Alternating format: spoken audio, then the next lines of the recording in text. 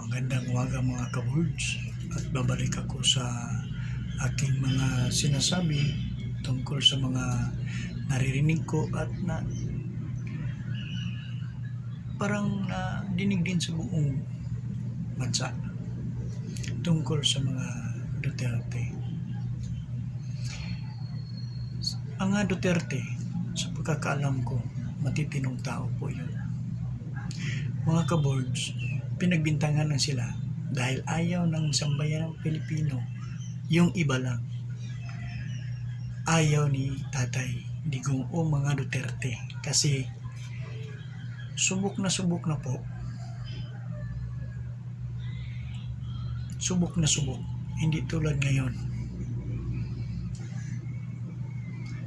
Dati maglalakad ka kahit saan, walang mangyayari.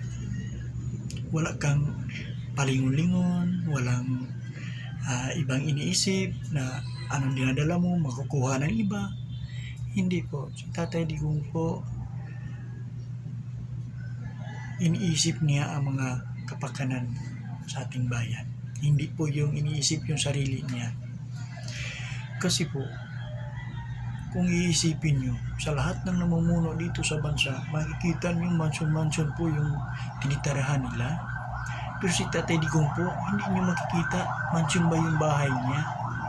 Si Inday Sara po, hindi po mansion. Tapos sinasabihan nyo po ng mga mayayaman. Dati na po yung mga politician, pati yung Tatay ni Digong. Ngayon sasabihin nyo pa, yung iba nga umupo dyan sa katastasan. Wala namang mga background sa politics, pero yung mayaman, nagmamansyon. At mararami pang ari-arian na tinatago.